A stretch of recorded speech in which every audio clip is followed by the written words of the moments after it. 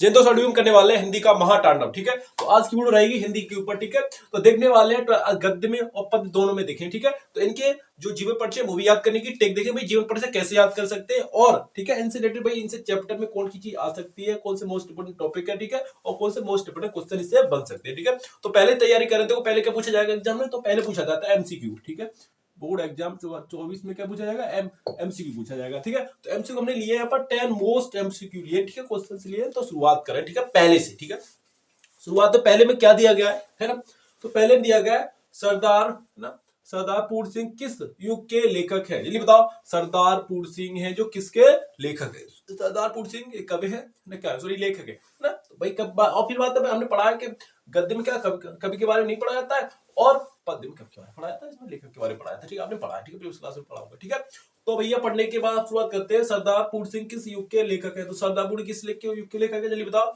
तो सरदारपुर सिंह है द्विवेदी युग के लेखक, जो सरदारपुर सिंह किसके द्विवेदी युग के लेखक हैं, द्विवेदी युग के लेखक है। देखो मैं बता दूं तुम्हें, चार ऑप्शन आपके पास दोगे, मैंने यहाँ पर जगह नहीं थी इसलिए मैंने ऑप्शन नहीं लिखा, तो यहाँ पर आपके पास चार ऑप्शन होंगे, आपको चॉइस करना होगा उसमें सही कौन सा है। ठीक है, तो मैंने लिख लिया था ना, तो पहले मैंने बताया भाई सरदारपुर सिंह किसके लेखक है, तो सरदारपुर जी है ना वो किसके द्विवेदी युग के लेखक है। ठीक है, अब दूसरा नेक्स्ट देखते, ठीक है समझ गया, तो सरदारपुर सिंह किसके लेखक है, द्विवेदी युग के लेखक है सरदारपुर सिंह। अब आता है भारत की एकता के लेखक है, जो भारत की एकता है ना के लेखक कौन से, जो भारत भाई रचना है भारत की एकता है ना, भारत की एकता के लेखक कौन है, जल्दी से कमेंट कैसे बताओ है ना, भारत की एकता के लेखक कौन है, जल्दी से बताओ ना, तो इसको मिस कर जाए। भारत की एकता के लेखक कौन है भाई, भारत की एकता के लेखक कौन है, तो भारत की एकता पहला चैप्टर है पद्य में आपका, वही है भारत के एकता के लेखक। पहला चैप्टर कौन सा है, पहला चैप्टर कौन सा आ गया, तो पहला चैप्टर राष्ट्र का स्वरूप है ना, तो पहला चैप्टर किसे लिया गया, राष्ट्र का स्वरूप। ठीक है, तो पहला चैप्टर जो आपका नाम, तो कौन सा चैप्टर है, राष्ट्र का स्वरूप, उसके लेखक कौन है, वासुदेव सड़ा अग्रवाल है ना, कौन है, वासुदेव देव सड़ा अग्रवाल, वासुदेव सड़ा अग्रवाल जी है वो क्या है आपके भारत की एकता के लेखक है, वासुदेव सड़ा अग्रवाल भारत की एकता के लेखक है।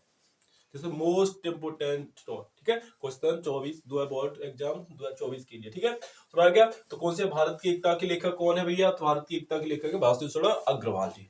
क्लियर, अब नेक्स्ट देख रहे हैं। ठीक है, अब नेक्स्ट देखने वाले हैं,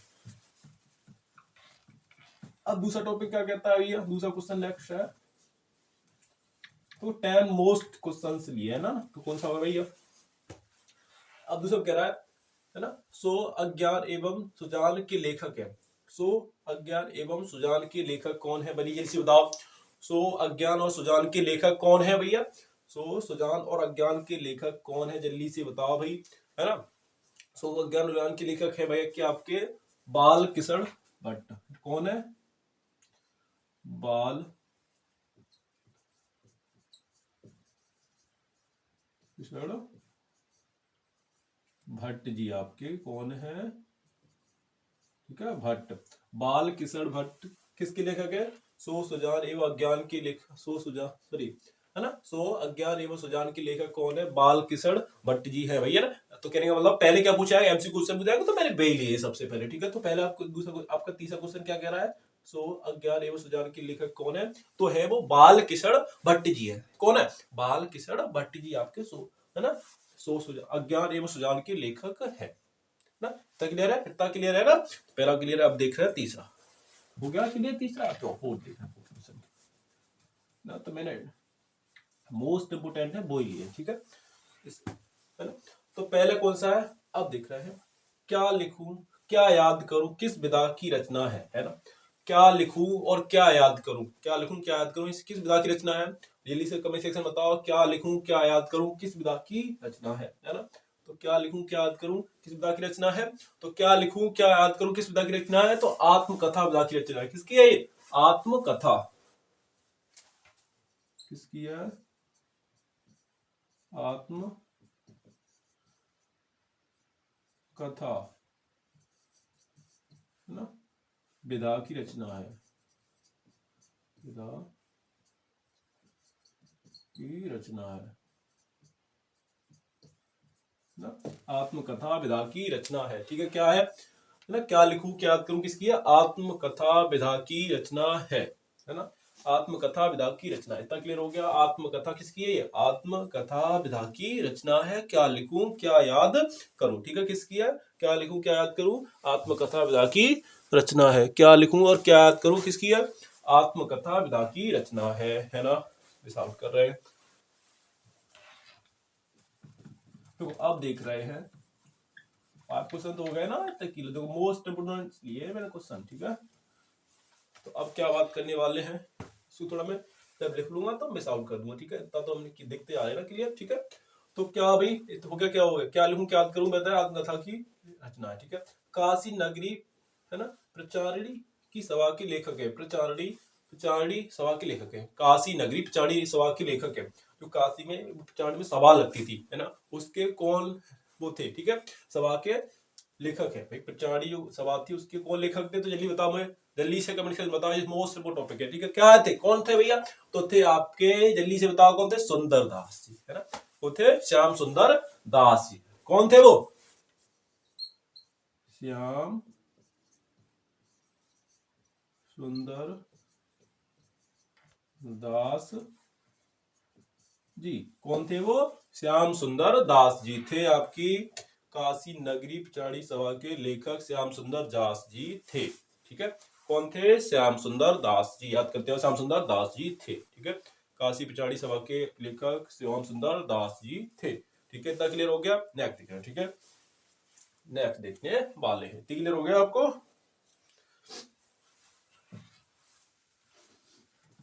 आप देख रहे हैं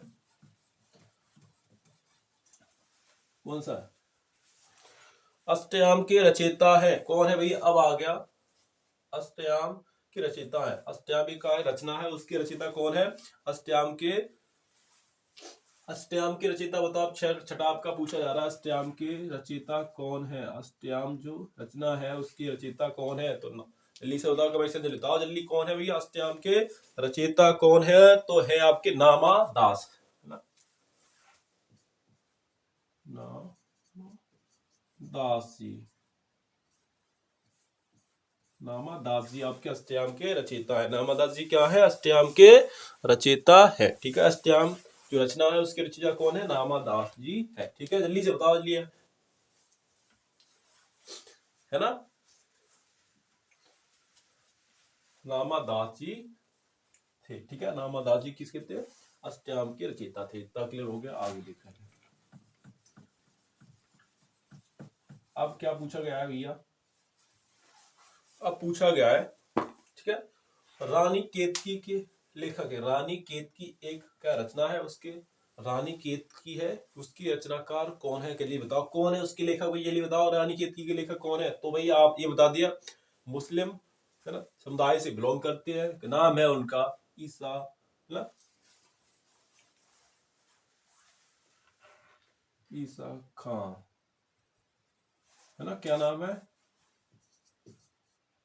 ईसा खां अल्लाह, ईसा खां है, ठीक है। ईसा खां क्या है आपके, ईसा खां जी है वो किसके, केतकी के लेखक है। ईसा खां किसके, केतकी के लेखक, रानी केतकी के लेखक ईसा खां जी है ना। कौन, रानी केतकी के लेखक है ईसा खान जी, ठीक है। रानी केतकी के लेखक कौन है, ईसा खान जी। अल्लाह मैंने लिखी नहीं, अल्लाह भी लिख दे रहा हूँ, हाँ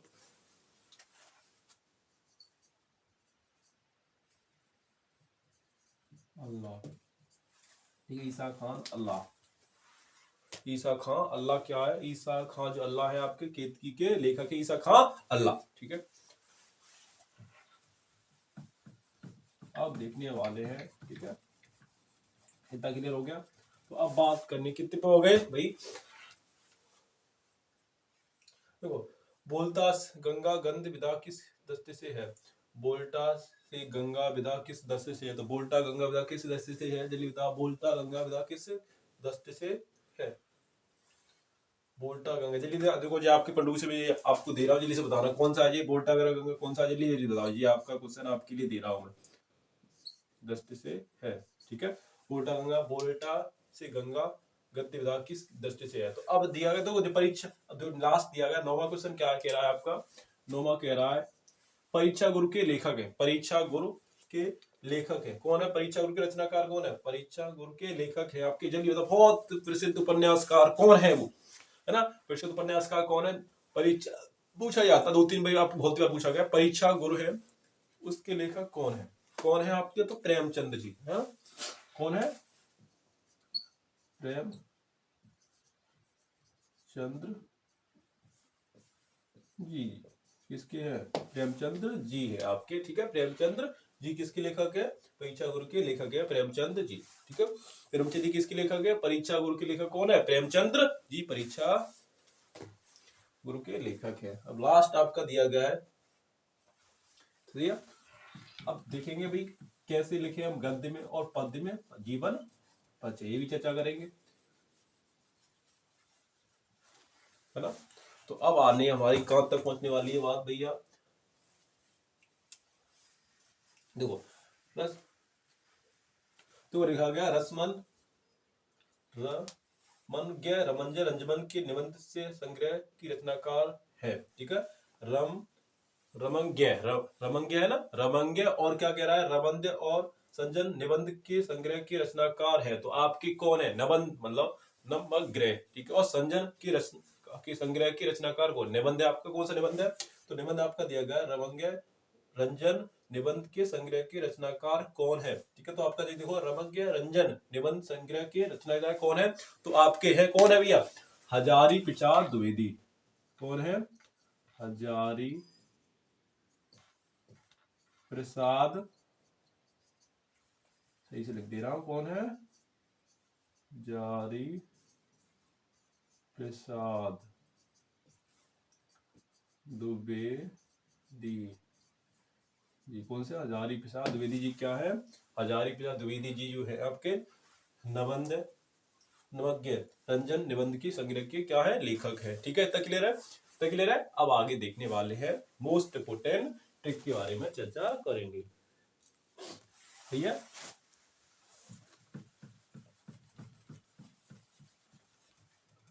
तो हमने क्या देखे, 10 most MCQ question board exam 12th class Hindi, है ना, तो इसको थोड़ा मिस आउट कर दे रहा हूँ, अब बात करेंगे टेक ऊपर, ठीक है, तो हमने क्या देख लिए,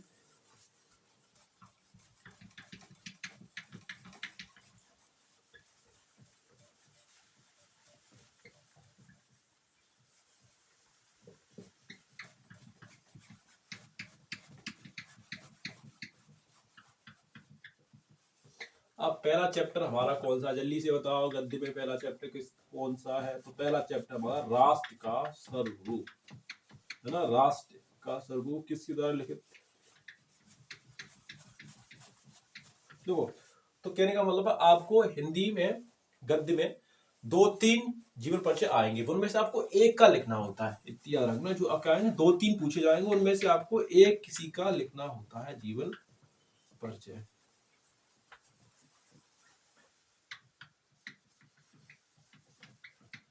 है ना, एक का आपको लिखना होता है जीवन परिचय, 2-3 पूछे जाते हैं, है ना। तो पहला चैप्टर हमारा गद्य से लेते हैं, कौन सा पहला चैप्टर,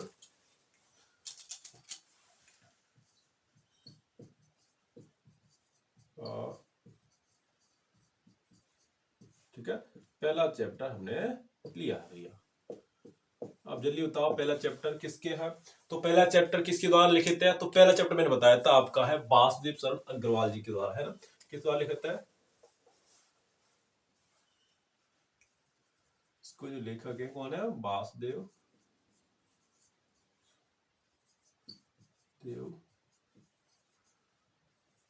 शरण अग्रवाल,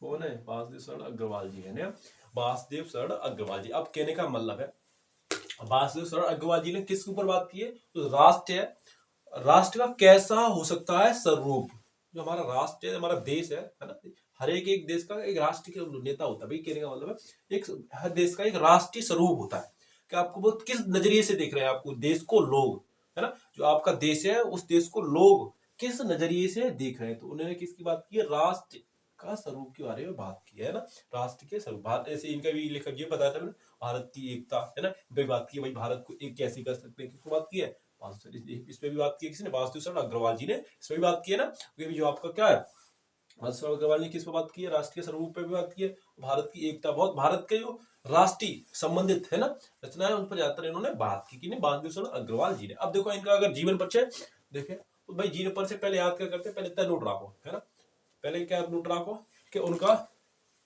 जन्म कहाँ हुआ था, है ना, पहले ये रखो, बाद में 5 6 लिखता है कि महाकवि लेखक, पहले इसको टिक दो, समझो, है ना, टिक क्या है, पहले लिखने जीवन, अगर इनका आ जाए जीवन परिचय, है ना, अगर मान लिया, मान लो इनका भाई, मानो हम 2 3 याद करेंगे, 3 याद लो, याद करके आओ, 3 में से एक आध तो पूछ लिया, पहला चैप्टर हो गया, दूसरे चैप्टर से ले लो, तीसरे से गई, तीसरे इनमें से कोई एक तो पूछा ही जाएगा। बोर्ड एग्जाम में 3 ऑप्शन दिए गए होते हैं, उनमें से पहले को चॉइस कर, अगर आपको जो आ रहा है उसको चॉइस करो, आप पहले चैप्टर से याद कर लो, दूसरे में 3 को सही से याद कर लो, तो 3 में से आपको एक तो फंसी जाएगा, 3 याद कर लेंगे तो एक मिल जाएगा ना। तो आपका क्या कह रहा है, वासुदेव शरण अग्रवाल जी का जन्म कब हुआ था, तो वासुदेव शरण अग्रवाल जी का जन्म हुआ था सर 1904 ईस्वी में, कितने हुआ था, 1904 ईस्वी में वासुदेव शरण जी का भाई क्या हुआ था, जन्म हुआ था, किस हुआ था, मेरठ, उत्तर प्रदेश, है ना, उत्तर प्रदेश राज्य में पड़ता है जो मेरठ है, जो वासुदेव शरण अग्रवाल जी का जन्म क्या हुआ था, मेरठ में हुआ था, मेरठ यानी उत्तर प्रदेश में, उत्तर प्रदेश राज्य में, उत्तर उत्तर प्रदेश तो जानते हो गए, राम लला, अयोध्या, ठीक है, ठीक है। तो उत्तर प्रदेश में किसका हुआ था, मेरठ में जन्म हुआ था सन 1904 ईस्वी को, किसका हुआ था, वासुदेव शरण अग्रवाल जी को। इन्होंने काशी विद्यापीठ, अब क्या क्या यानी कि भाई जो अध्ययन हुआ, इन्होंने अध्ययन कहां से किया, थोड़ा एंग डाल ले रहा हूं दूसरे मार्कर में, ठीक है, तो मार्कर सही से चल लेगा।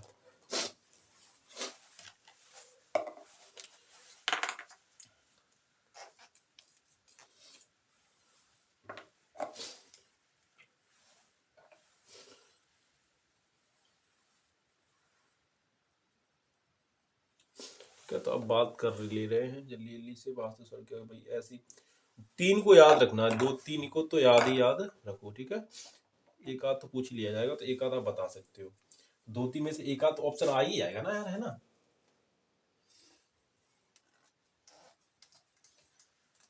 2 3 ऑप्शन दिए गए होंगे, उसमें से आपको एक को छांट कर लिखना होगा, ठीक है, तो 2 3 ऑप्शन हो आपके पास, तो उनमें से एक को आप छांट कर लिख लीजिए, ठीक है, तो एक दो 2 3 ऑप्शन आपके पास गिवन होंगे, उसमें से एक लिखना है। तो वासुदेव शरण अग्रवाल का जीवन कहाँ होता है, देखो मेरठ में होता है, उत्तर प्रदेश में, ठीक है, तो इनकी शिक्षा है कहाँ से हुई थी, तो कहाँ से की थी, काशी, काशी, पहले क्या पहले रखना है, जन्म कहाँ हुआ था, पहले याद रखना, पहले ये रखेंगे कि इनका जन्म कहाँ हुआ था, ठीक है ना, तो काशी, है ना, और इनकी शिक्षा क्या हुई थी भाई, तो इनकी शिक्षा हुई थी काशी विश्वविद्यालय से ना, विश्वविद्यालय, विद्यालय से इनकी शिक्षा की, तो इनकी क्या की थी, पीएचडी वगैरह की थी, क्या की थी, पीएचडी, एच डी, ठीक है, इन्हें क्या हुई थी, वहां से पीएचडी की डिग्री प्राप्त हुई थी, क्या हुई थी, डिग्री, पीएचडी की डिग्री प्राप्त हुई थी भैया, जो वासुदेव अग्रवाल है ना, काशी विश्वविद्यालय से पीएचडी की डिग्री पास आउट की थी, है ना, और और उन्होंने क्या भाई, इनकी मेरठ के रहने वाले थे, और काशी विश्वविद्यालय से क्या की थी डिग्री, इसकी प्राप्त की थी, पीएचडी की थी इन्होंने, है ना, पीएचडी की थी, और क्या भाई इनकी मृत्यु, अब याद रख लो, मृत्यु, मृत्यु में क्या हुई है, तो मृत्यु में क्या लिखना होता है, तो पहले यहाँ पर टिप से लिख दे रहा हूँ, तो पहले क्या क्या लिखना है आपको वो बता दे, मैंने पहले भी कहा, तो पहले समझा ही दे रहा हूँ, ठीक है, तो क्या क्या लिखना होता है, तो सबसे पहले तो हमने देखना है कि अभी इनका जन्म कहाँ हुआ था, जन्म थोड़ा 2 3 माह चढ़ा के नाम लिखने हैं, जन्म कहाँ हुआ था, है ना, तो जन्म थोड़ा लिखना है, तो जन्म कहाँ हुआ था, 1904, है कहाँ हुआ था, यूपी के मेरठ जिले में हुआ था, है ना, कहाँ हुआ था, मेरठ जिले में, यूपी के मेरठ जिले में हुआ था। और फिर उन्होंने शिक्षा कहाँ से ली थी भैया, शिक्षा याद रख लो, शिक्षा का अध्ययन कहाँ से किया था भैया,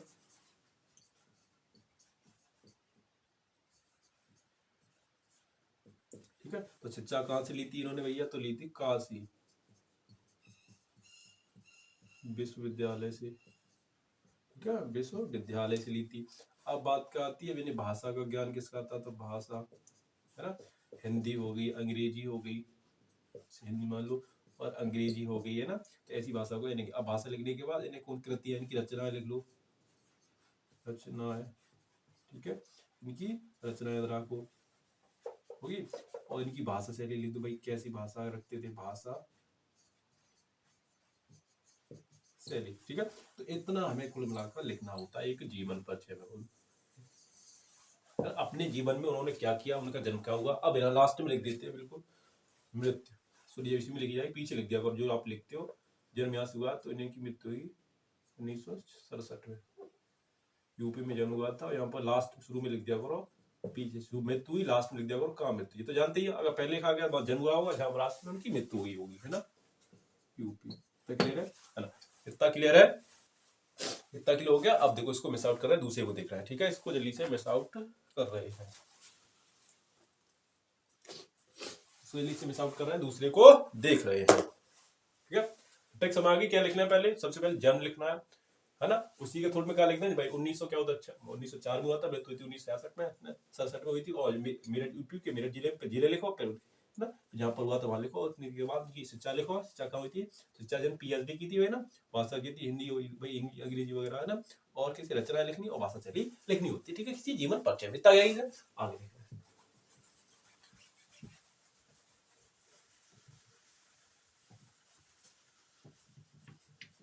तो अब आते हैं दूसरे लेखक कौन है भैया,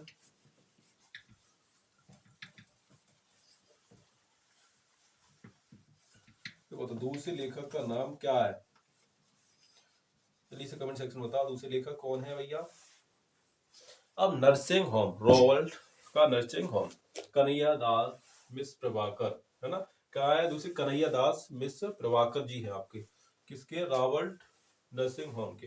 तो अब आता है आपका दूसरा चैप्टर है आपका रॉबर्ट नर्सिंग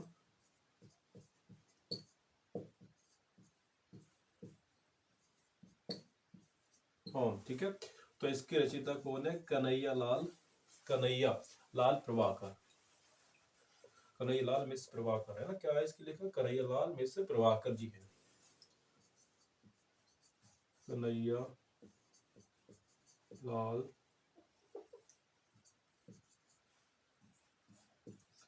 मिश्र प्रभाकर, कन्हैया लाल मिश्र प्रभाकर। अब देखो इनका भी एक याद रख लो कि सी बात है, अगर किसका नहीं पूछा गया, भाषा वगैरह का नहीं पूछा गया, दो तो याद ही रखो, 2 या 3 आपको क्या रखने हैं, ये 2 या 3 आपको तो याद ही रखने हैं। देखो तो भाई कन्हैया लाल प्रभाकर जी का जन्म का हुआ था, इतना आपको जन्म देखो, ठीक है, तो जन्म 1900 कितने हुआ था, 6 में हुआ था। अब इनकी मृत्यु याद रख लो, 1906 में हुआ था, और 1995 में इनकी मृत्यु हो गई थी, है ना, 95 में मृत्यु हो गई थी। अब क्या हुआ था, सहारनपुर में हुआ था इनका जन्म, क्या हुआ था, सहारनपुर जिले में हुआ था, है ना, सहारनपुर में हुआ था इनका जन्म, क्या हुआ था, सहारनपुर में ब्राह्मणी परिवार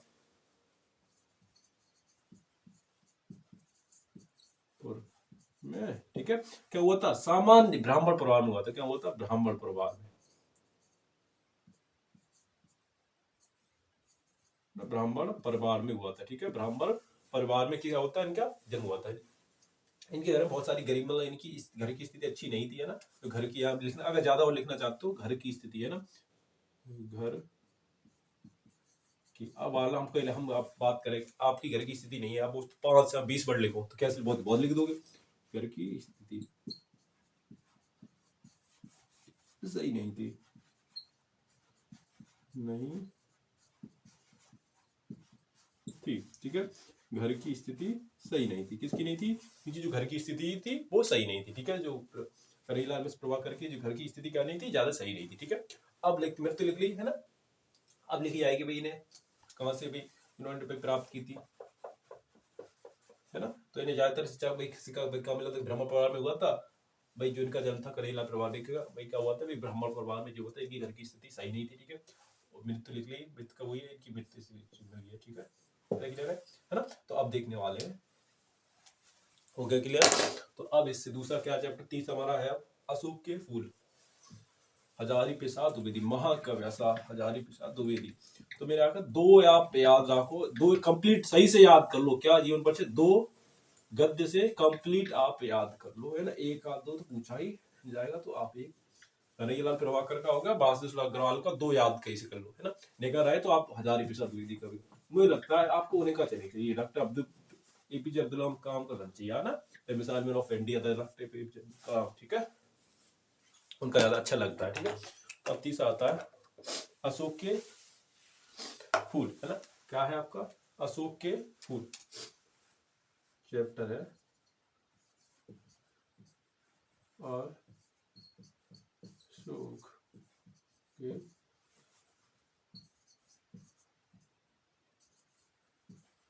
फूल, ठीक है। अशोक के फूल चैप्टर का नाम क्या है, सही से लिख दे यार, ठीक है।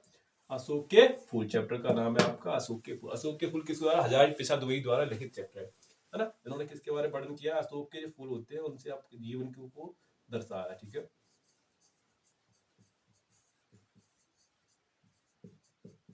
प्रसाद द्विवेदी, ठीक है, हजारी प्रसाद द्विवेदी जी है, ठीक है, हजारी प्रसाद। इन्होंने क्या बताया, अब बात करेंगे किसी दूसरी वीडियो में बात करूंगा पूरे गद्य की संदर्भ भी बताएंगे कैसे करें, और व्याख्या के बारे में चर्चा करें। थोड़ा में कॉन्सेप्ट, अगर आप कहने का मतलब है कोई काम कर रहे हैं उसमें आपको क्या मालूम पड़ा है, थोड़ा कॉन्सेप्ट मालूम है ना, तो आप उस काम में थोड़ा जल्दी से एक्सप्लेन कर सकते, थोड़ा जानकारी मालूम तो उसमें जानकारी जल्दी की जुटाना और अच्छी इच्छा जागती है ना। कहने का मतलब कोई काम थोड़ा नया रुचि मिल जाती है तो उस काम में करने की और इच्छा जागती है। पहले कॉन्सेप्ट क्लियर है तो आगे थॉट तो क्लियर हो जाएगा, ठीक है। पहले कॉन्सेप्ट आगे देखना, ठीक है। इसके द्वारा लिखता है अशोक के फूल, वास्तु अग्रवाल के द्वारा, याद करो अशोक के फूल किसके, वास्तु सॉरी हजारी प्रसाद द्विवेदी के द्वारा लिखित क्या रचना है, गद्यांश है, गद्यांश है, ठीक है।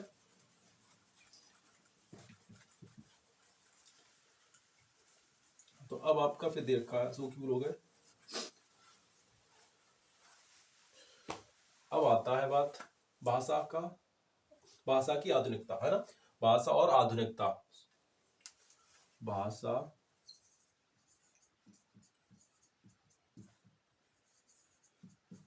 और आधुनिकता,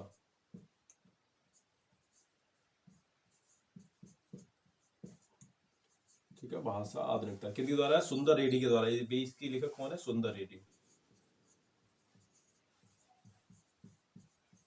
है ना। सुंदर रेड्डी है भाषा की आधुनिकता। इन्होंने क्या किया, भाषा में क्या क्या आधुनिकता है, मतलब भाषा को किस आधुनिकता से लिया जाना चाहिए, ठीक है, किससे मॉडर्न, है ना। भाई जो भाषा है अब क्या होती आ रही है, हरे आप जैसे आप ज्यादातर यूज किया कह रही हमारे देश में ज्यादातर सब वो इंग्लिश बोलते हैं, अपनी भाषा को बोलते हुए जा रहे हैं, ठीक है। तो किस बात की, सुंदर रेड्डी ने अपनी हिंदी भाषा की बढ़ावा छाप दिया, ठीक है, बढ़ावा छाप दिया है सुंदर रेड्डी ने, ठीक है।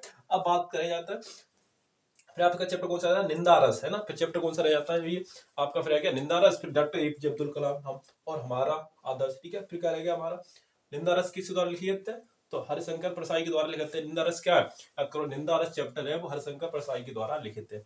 निंदा का रस क्या होता है, अगर चुगली करना, कहने का मतलब है निंदा का रस, है ना। और भाई जो सुंदर रेड्डी ने कहा भाषा की आधुनिकता की बात की, भाषा अपने देश की लोग अपने देश की भाषा को भूलते हुए जा रहे हैं, इस पर जाकर किस बात की है, कौन सा क्लियर हो गया, सुंदर रेड्डी ने बात की है, ठीक है।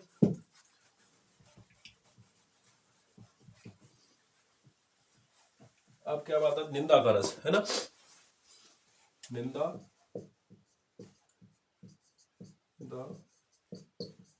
का रस, है ना, किसके, देखिए हरिशंकर परसाई के द्वारा। निंदा का रस क्या होता है भाई, कहने का मतलब चुगली करना एक दूसरे की, है ना। तो दो दिन बात की है निंदा क्यों है, हरे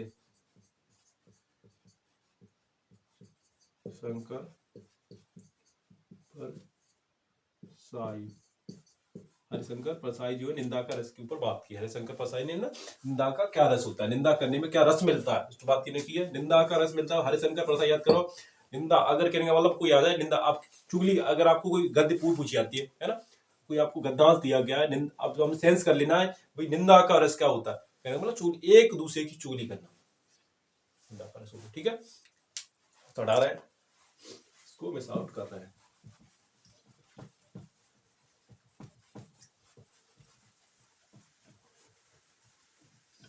अब आता है लास्ट चैप्टर है हम और हमारा आदर्श, ठीक है। हम और कौन सा दिया गया है, हम और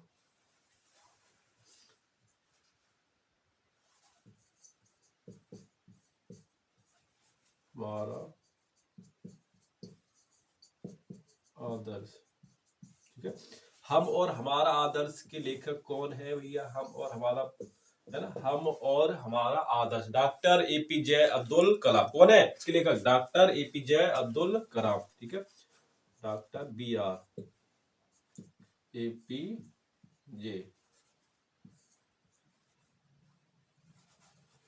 पीजे अब्दुल, ठीक है। डॉक्टर एपीजे अब्दुल कलाम जी क्या है, डॉक्टर एपीजे अब्दुल कलाम किसके लेखक है, एपीजे अब्दुल कलाम किसके लेखक है, तो आपके हम और हमारा आदर्श के लेखक डॉक्टर, जिन्होंने बात की है हम और हमारा देश कैसे आदर समान, हम एक दूसरे का कैसे आदर करना चाहिए, इसके बाद ज्यादा किसने किया है ना, आपके डॉक्टर एपीजे अब्दुल कलाम ने किया। अब ज्यादा बात नहीं करेंगे तो मैं किसी दिन क्या लेके आऊंगा, 500 वीडियो लेके आऊंगा इसकी भी, है ना, गद्य का पूरा, गद्य की संदर्भ से गद्यांश का कैसे हम कैसे जो मोस्ट इंपोर्टेंट गद्यांश से हम पे चर्चा करेंगे किसी नेक्स्ट वीडियो, ठीक है। तो इतना थोड़ा कॉन्सेप्ट क्लियर करते जाओ, ठीक है। कॉन्सेप्ट क्लियर, तो आज जस्ट क्लियर।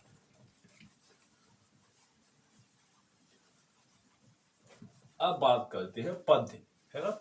अब क्या बात करते हैं, थोड़ा आप इसको नीचे को मिस आउट कर दो, ठीक है, चलो लिखा रहने दे रहा हूं ना, पद्य। अब बात करते हैं पद्य की, ऊपर डाल दे रहा हूं, ठीक है। पद्य की बात करते हैं, इसे डाल दो।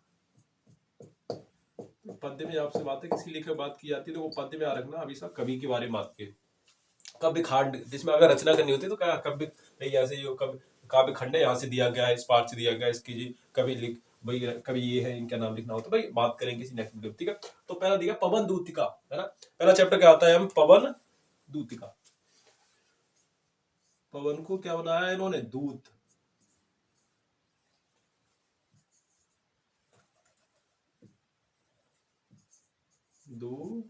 दूतिका, ठीक है, पवन दूतिका।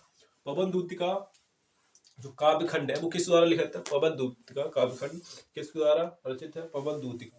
पवन को दूत बनाकर क्या बात की जा रही है, पवन को दूत मानकर इसमें बात ज्यादा की गई, ठीक है, पवन को दूत, है ना। तो भाई किस द्वारा रचित है, तो ये है आपका अयोध्या सिंह ना उपाध्याय, है ना, किसके द्वारा लिखित है, अयोध्या सिंह उपाध्याय के द्वारा ये चैप्टर आपका लिखित है। हरिसोए पूरा नाम है, अयोध्या सिंह उपाध्याय हरिसोए वगैरह, है ना। तो पहले तैयार रखो इनके जीवन परिचय कैसे लिखना है, किस द्वारा लिखते हैं, अयोध्या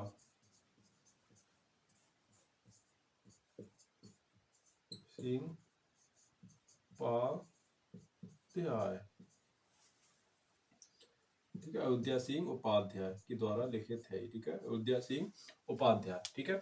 तो मैंने बताया था सबसे पहले, अब याद रखते हैं ये कौन है, कवि। अब गद्य में जाते किसी बात की जाती है, कवि के बारे में बात की जाती है ना। तो याद रखना ज्यादातर इनका जन्म हुआ होगा वो 1900 पहले से, है ना, ईस्वी से पहले ही हुआ होगा, पहले याद रखना, जो गद्य में लिखो तब या थोड़ी टिक याद रखो, 1900 से पहले से ही हुआ होगा, ठीक है। गद्य में जो लेखकों का जन्म एक हाथ दो है जो उनका नहीं वाले हैं उनका हुआ होगा, जो कवि है, ठीक है, पद इसमें पद्य में कवि की कविताओं के बारे में बात की उन्होंने, ठीक है। तो एक आध दो ही हो सकते हैं, ज्यादा बात नहीं की गई, ठीक है। तो पहले अयोध्या सिंह उपाध्याय का जन्म कब हुआ था, तो अभी मैंने बताया था पहले, है ना। बात करते हैं इसमें, बात की जाती है, किसमें बात की जाती है, तो आपकी पद्य में बात की जाती है, वो किससे पहले की जाती है, 1900 पहले की बात की जाती है शताब्दी से पहले, ठीक है, से पहले की बात की जाती है, पद्य में बात की जाती है, ठीक है। तो भाई इनका जन्म कहाँ हुआ था, तो पहले लिख दे, इनका जन्म हुआ था 1966 65 में हुआ था, है ना, क्या हुआ था 1865 से, कब हुआ था भैया, अब यहाँ पर इतना लिख दो ना? तो इनका जन्म हुआ था भाई 1865 से 1947, है ना। याद रखो जब अपना देश आजाद हुआ किसी अंग्रेजों से, तब इनका क्या हुआ, देहांत हुआ था, है ना। किसका? हरदयाल सिंह उपाध्याय का। जब अपना देश आजाद हुआ था तब याद रहो चेंज क्या करना है। ऐसा कौन कवि भाई किसमें पद्य में कौन सी कवि है? हरदयाल सिंह उपाध्याय। इनका जब मृत्यु कब हुई थी? जब हमारा देश क्या हुआ था? आजाद हुआ था। ठीक है, 1947। ठीक है, हो गया। अब से एक क्वेश्चन और याद होगा। ठीक है, अब इनकी भाई क्या हुआ था इनका जन्म? तो इनका जन्म हुआ था आजमगढ़ जिले में हुआ था। इनका जन्म क्या हुआ था? आजमगढ़ जिले में हुआ था। आजमगढ़ इनका क्या होता? गढ़। ठीक है, आजमगढ़ जिले। ठीक है, आजमगढ़ और किसी और था निजामाबाद। निजामाबाद स्थान पर हुआ था। क्या हुआ था? निजामाबाद। जामाबाद स्थान क्या था? ये स्थान था। स्थान था निजामाबाद स्थान था। क्या कहता? निजामाबाद किसका भाई? निजामाबाद। आजमगढ़ क्या था? जिला था, उसमें निजामाबाद स्थान में इनका जन्म हुआ था हरदयाल सिंह उपाध्याय का। ठीक है, अब याद रखना इनकी कौन कौन सी भाषा थी। भाषा है ना, कौन कौन सी भाषा का ज्ञान था। तो कौन कौन सी भाषा तो मैंने यहाँ पर लिख रखी है ना। हरदयाल सिंह उपाध्याय को कौन कौन सी भाषा ज्ञान था? हिंदी। ठीक, पहले आते एच से क्या होगी भैया? हरदयाल सिंह उपाध्याय किसका ज्ञान था? हिंदी का ज्ञान था, है ना। भाषा में आप लिखने आप क्या लिखेंगे? तो पहले उनका ज्ञान किसका था भाई? उन्हें हिंदी का ज्ञान था, है ना, हिंदी। ठीक है, भाषा के आगे लिखेंगे तो हिंदी। एच क्या हो गई? हिंदी हो गई। और क्या था? ई यानी इंग्लिश, है ना, इंग्लिश। तो हिंदी और लिख दे रहा हूँ हिंदी और अंग्रेजी। ठीक है, हिंदी अंग्रेजी हो गई। और फारसी। फारसी जैसी भाषाओं का ज्ञान था, है ना। किसका था भाई? आज हिंदी अंग्रेजी जैसी भाषा। और बाद में ये मतलब क्या हुआ? बाद में कानून के हुआ, याद रखना। फिर बाद में इनकी भाई क्या किस पद पर है? अगर पद भी रहा लिखना चाहो, कानून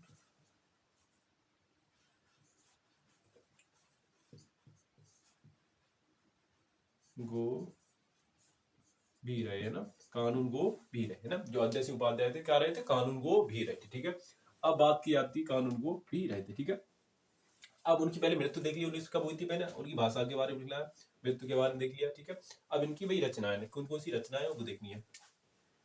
कृतियां, कृतियों के बारे में लिखना होगा। दो तीन की कृतियां याद करनी होती है। ठीक है, दो तीन कृतियां याद रखो। किसकी रखनी है हमें? अध्यय सिंह उपाध्याय की दो तीन कृतियां याद रखनी है। बात कर रहे पता है एक को दो या एक को सही से कंप्लीट कर लो। एक तो आएगा उसको एक सही से लिख लेंगे, है ना। दो या एक को किसी को एक कंप्लीट पूरी से कर लो। ठीक है, कंप्लीट कर लो जिससे आपको कोई दिक्कत ना हो। ठीक है,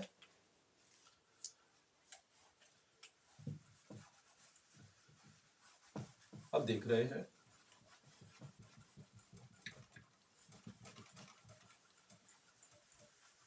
तो एक तो दो आप पूरी कंप्लीट कर लो जिससे आपको कोई दिक्कत ना हो।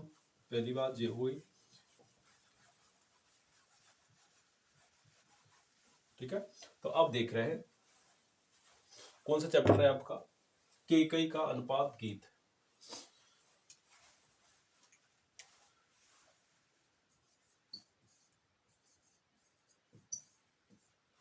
ठीक है, अनुपात का पात और कोमा गीत, है ना। तो किसके द्वारा लिखित है ये? तो मैथिली सर, याद रखना मैथिली,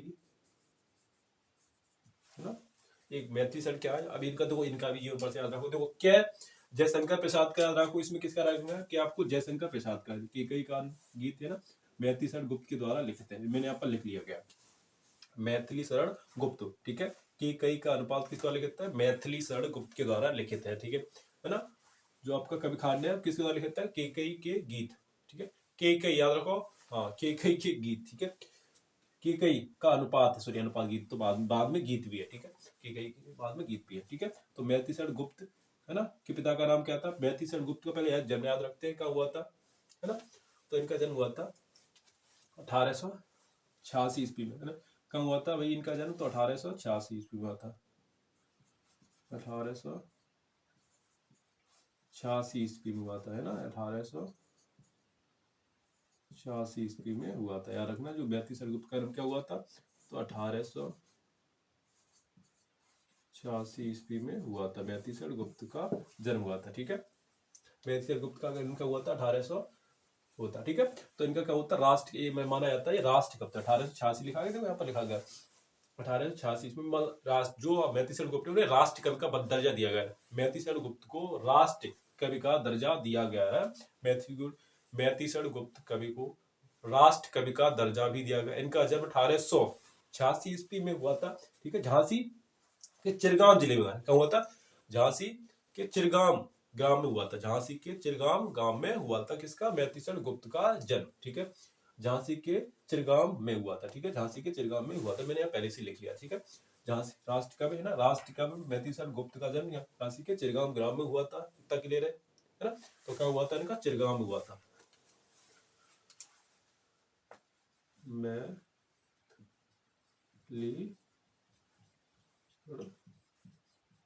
गुप्त, ठीक है, चिरगांव गांव हुआ था। ठीक है, चिरगांव गांव। मैतीसर गुप्त का क्या हुआ था? याद रखो जन्म। पहले ये तो मैंने बताया था कैप्टेक क्या होती है, आपको जानते होगे। तो 1886 ईस्वी में।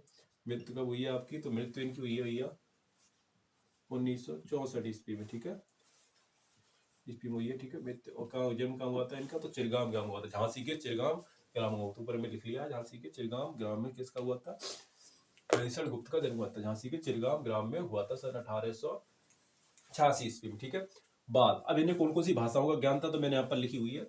इन्हें कौन कौन सी, मैतीसर गुप्त की कौन कौन सी भाषाओं का ज्ञान था? तो इन्हें है ना हिंदी, इंग्लिश, संस्कृत है ना। जो मैतीसर गुप्त को उनकी कौन भाषा, मैंने यहाँ पर शॉर्ट में लिखा करो तो ऐसे लिखा करो, हिंदी इंग्लिश, यार तीन टिक है ये, हिंदी इंग्लिश। ठीक है, एस से हिंदी, ई से इंग्लिश, एस यानी संस्कृत। ठीक है, हिंदी इंग्लिश संस्कृत भाषाओं का ज्ञान था। ठीक है, इतने निकलेगा। ठीक है, बाद में इनके जीवन पर, ठीक है, बाद में इनके जीवन पर महावीर प्रसाद द्विवेदी है ना, महावीर प्रसाद जी का बहुत बड़ा प्रभाव पड़ा इनके जीवन पर। महावीर प्रसाद द्विवेदी जी का बहुत बड़ा प्रभाव पड़ा इनके जीवन पर, किसे? मैतीसर गुप्त के जीवन पर, है ना। लिखाओ बाद में महावीर प्रसाद द्विवेदी जी का बहुत बड़ा प्रभाव पड़ा इनके जीवन पर। इतना क्लियर है ना? इतना क्लियर है किस पर पड़ा? मैतीसर गुप्त के जीवन पर, है ना। इतना क्लियर है। अब होने के बाद अब क्या बात आती है ना, चैप्टर खत्म, है ना। तो समझ आ गया, थोड़ा बेस कंप्लीट हो गया, क्लियर। के कई गीत के अनुपात से बाद में इनके बारे में चलेंगे, बाद में इनके गद्य पद्यांश के बारे में बात करेंगे।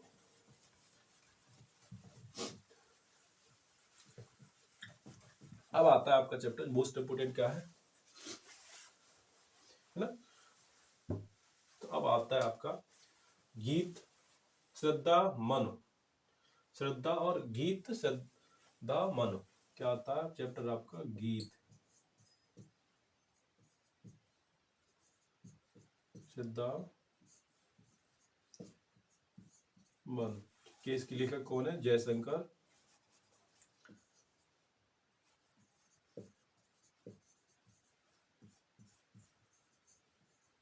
प्रसाद जी। ठीक है, जयशंकर प्रसाद जी है इसके लेखक। कौन है? जयशंकर प्रसाद जी है इसके लेखक। कौन है? जयशंकर प्रसाद जी किसके लेखक है?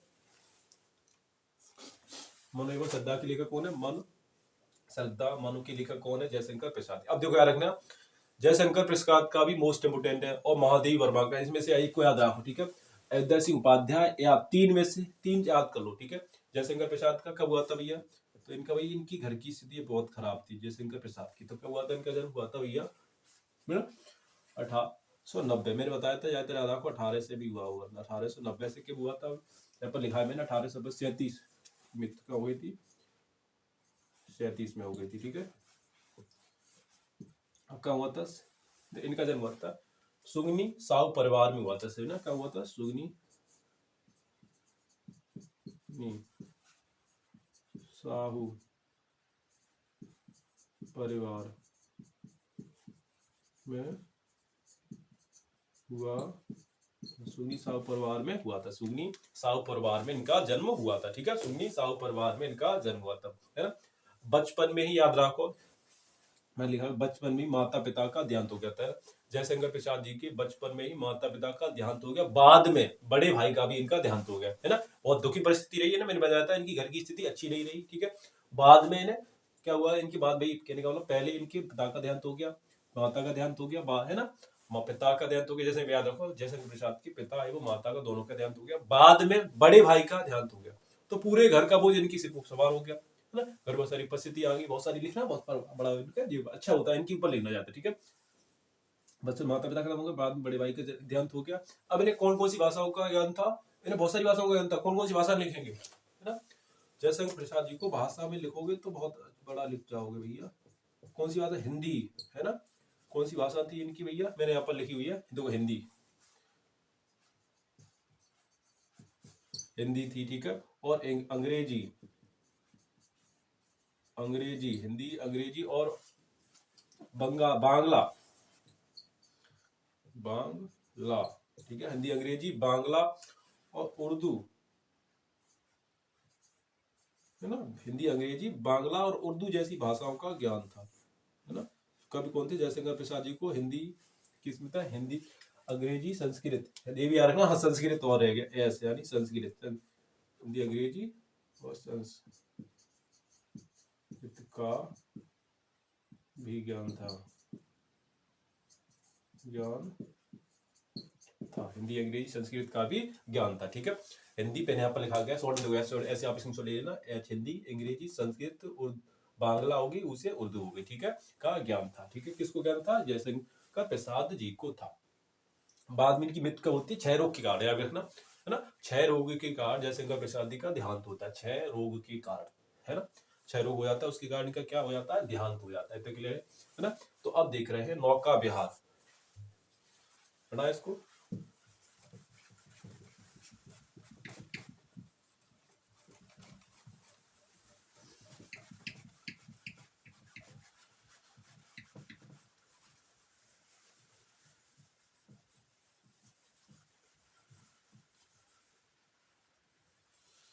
नौका विहार, देखो इनका याद रखना,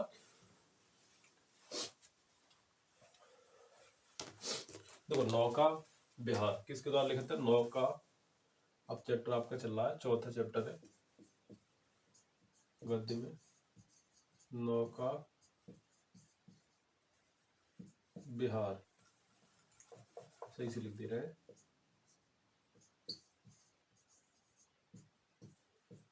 नौका विहार, ठीक है। नौका विहार किसके द्वारा लिखे थे, नौका विहार, तो भैया आपका नौका विहार, बहुत देखो परिवर्तन, नौका विहार और परिवर्तन, नौका विहार, परिवर्तन, और क्या लिखा गया है, बाबू के प्रति, नौका विहार बाबू के प्रति, ये भी है, बाबू, बापू के प्रति, है ना। नौका विहार बापू के प्रति बहुत, तो भाई किन के द्वारा लिखा था, सुमित्रा नंदन पंत, है ना। कौन है इसकी लेखक, तो सुमित्रा, याद रखो, सुमित्रा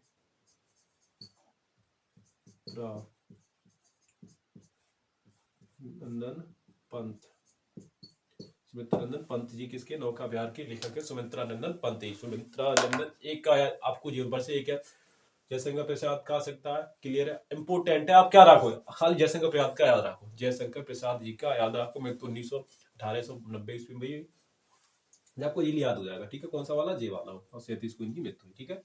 नौका, अब बात आती है, इतना क्लियर है, सुमित्रा नंदन पंत के द्वारा लिखे थे। अब बात आती है गीत, है ना, खाली गीत चैप्टर, थोड़ा ना व्याकरण की बात करेंगे,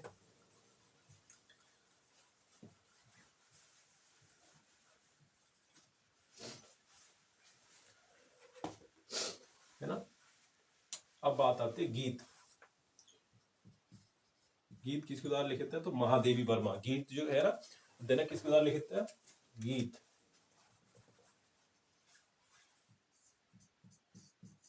किसके द्वारा लिखे थे, महादेवी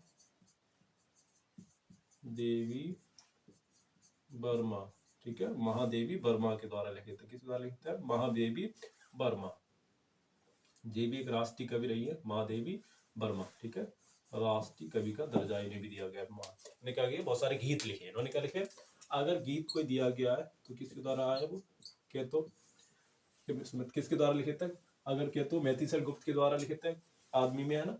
और जो लेडी में बात की गई किसकी है, महादेवी वर्मा के द्वारा लिखे थे, ठीक है, महादेवी वर्मा के द्वारा लिखे थे, है ना।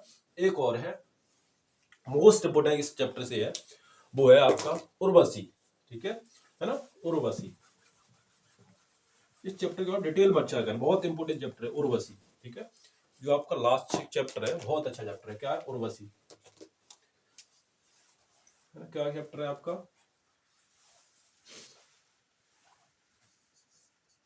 रूप रखाव, और है आपको चाहे आपका छठा चैप्टर है ये, ठीक है। और उर्वशी किस द्वारा लिखा था, उर्वशी अभिनव, अभिनव, ठीक है। उर्वशी और अभिनव किस द्वारा लिखे थे, तो जो मशहूर साइंटिस्ट, पूरी मशहूर साइंटिस्ट का नाम आ गया, तो मशहूर लेखक कवि कौन है ये आपके, मशहूर कवि रामधारी दिनकर, कौन है ये, रामधारी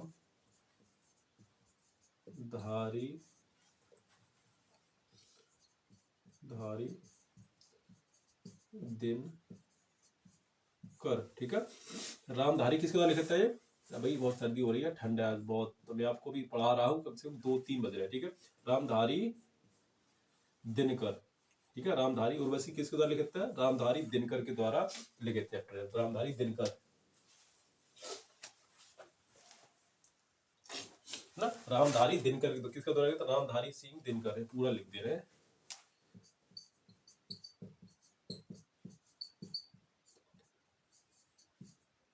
ठीक है। रामधारी सिंह दिनकर है ना, किसका लिखित द्वारा लिखते हैं, रामधारी दिनकर।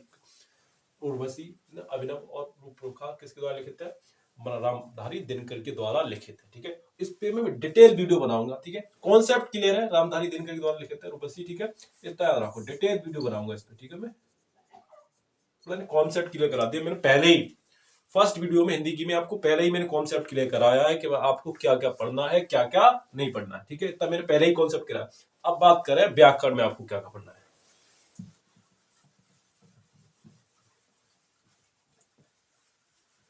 ठीक है।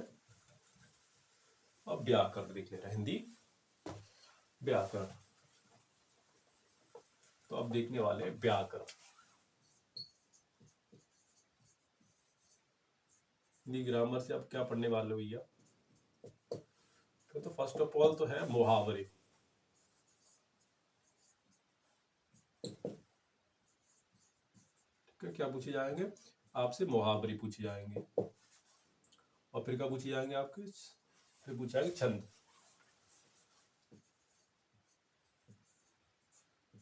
ठीक है। छंद पूछे जाएंगे, और क्या पूछे जाएंगे आपको, अलंकार पूछे जाएंगे, ठीक है। तो इतने आपको 3 क्लियर करने, और एक काव्य खंड रखना, काव्य खंड तो वहां ही आता है, ठीक है। तो इतने आपको याद करने हैं, ठीक है। मुहावरे क्या होते हैं, तो मुहावरे होते हैं अंधे, मुहावरे की बात करें तो मुहावरे किसे कहते हैं भैया, मुहावरे अंधे के आगे नहन सुख, अंधे, मुझे कोई बताएगा, अंधे के आगे नहन सुख का मतलब क्या होता है, अंधे के आगे नहन सुख का मतलब होता है, अब हमारे देश में क्या आ गई है, अब वही कहने का मतलब है, अब जो अब उनके घर वाले बनेंगे, कहने का मतलब कोई वाइफ है घर में, अब घर परिवार में जो उनके भाई पति है वो क्या बन गए, फौजी बन गए, ठीक है। फौजी कहने का भाई उनके परिवार में जो पति है वो फौजी बन गए, और जो वाइफ है वो कुछ नहीं आती, फिर भी उन्हें क्या कहा जाता है, गुड़ नहीं, गुड़ न होने पर भी गुणवान है। इसका बात क्या हो जाएगी, नंदे के आगे नैन सुख, अंधे के आगे, अंधे के आगे नैन सुख, क्या नाम,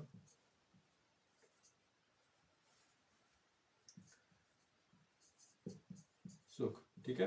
तो गुण न होने पर भी गुणवान होना है ना, गुण न होने पर भी गुणवान होना, वाक्य में प्रयोग क्या करोगे, गुण न होने पर भी गुणवान होना, गुण न होंगे फिर भी क्या होगा वो भाई अंधे के आगे नैन सुख, गुण न होने पर भी गुणवान है ना, गुण न होने पर भी गुणवान है।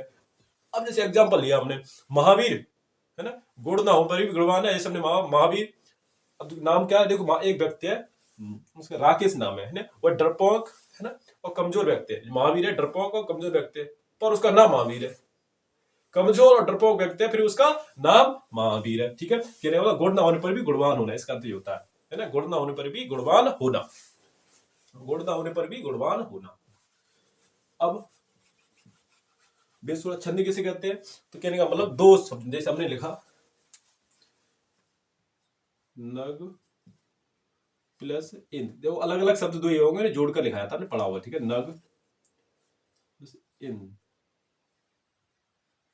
इंद्र, तो क्या हो जाएगा भाई, नग प्लस इंद्र वगैरह, तो नगेंद्र क्या हो जाएगा इसका, है ना। तो पहले शब्द को लिखेंगे तो जाके मात्रा चढ़ जाएगी गा पे, तो क्या हो जाएगा जी, बिल्कुल करेंगे बराबर लिखोगे तो क्या हो जाएगा आपका नगेन, ठीक है। न गेंद। एक मैं आपकी कंप्लीट वीडियो बना दूंगा किसके ऊपर, व्याकरण के ऊपर भी बनाऊंगा, ठीक है। व्याकरण की भी चर्चा करें, ठीक है। फिर आपको अलंकार बात करेंगे, अलंकार, तो ठीक है। तो हमने अभी तक वीडियो में क्या देखा, गद्य देखा, पद्य देखा, है ना, और थोड़ा हमने क्या व्याकरण को भी देखा, ठीक है। तो जय हिंद दोस्तों, बनी एकेडमी के साथ, है ना, जुड़े रहिए। आपको कौन से ना एक ये वीडियो बनी, कॉन्सेप्ट बनाया हमने। अब नेक्स्ट बात करेंगे वीडियो में इनके पद्यांश के बारे में और गद्यांश के बारे में, दोनों पर चर्चा करेंगे, और वीडियो पर थोड़ी उनके भी चर्चा करेंगे, इसके व्याकरण के बारे में। जय दोस्तों, बनी एकेडमी के साथ।